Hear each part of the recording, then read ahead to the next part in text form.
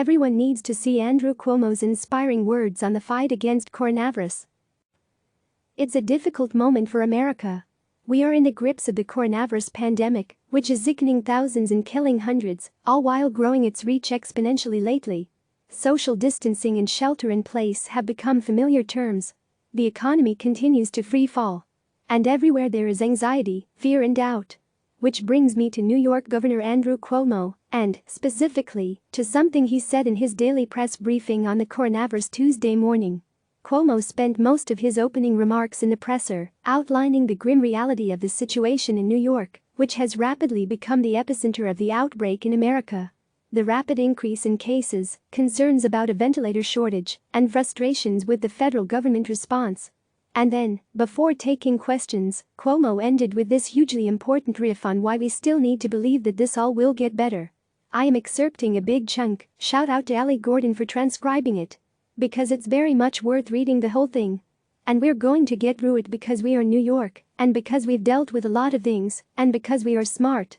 You have to be smart to make it in New York. And we are resourceful, and we are showing how resourceful we are.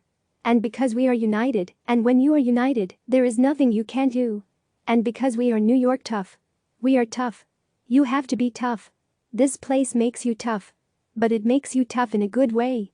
We're going to make it because I love New York, and I love New York because New York loves you. New York loves all of you. Black and white and brown and Asian and short and tall and gay and straight. New York loves everyone. That's why I love New York. It always has, it always will. And at the end of the day, my friends, even if it is a long day, and this is a long day, love wins. Always. And it will win again through this virus. Thank you. That is an elected official standing up and reminding us that we've been in bad situations before, and the way we've always persevered is by sticking together. Remember that we all have a lot more in common than we have that differentiates us. That only by understanding we are all in this together, healthy, sick, old, young, healthcare worker, politician, whatever, will we get through it.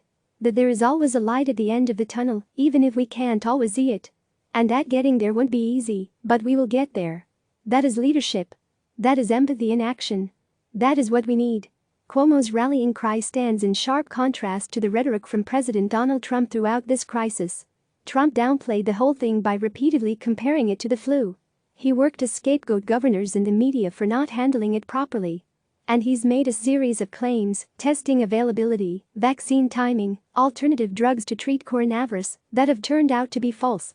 What Trump has always struggled to do, in this crisis and other difficult situations in his first term, white supremacist marchers in Charlottesville being a prime example, is to lead with empathy. To put the we before the me, to borrow a phrase from CNN's Chris Cuomo. To grasp that leadership isn't just about dividing us for political gain, but uniting us behind a common challenge and goal. That is something Trump has never grasped, or, obviously, done. He is, in fact, in the midst of suggesting he wants people to go back to work despite the fact that virtually every medical professional is recommending a tightening of social distancing practices, not a loosening of them. Trump cares deeply about Trump. What he perceives as good for him is what he is inclined to do. Andrew Cuomo, in his words on Tuesday, is offering another path. To believe in all of us, knowing that by protecting the least among us we are showing ourselves and the world how America fights and wins these toughest of battles. The contrast between the two visions is startling. Click subscribe to receive the latest news.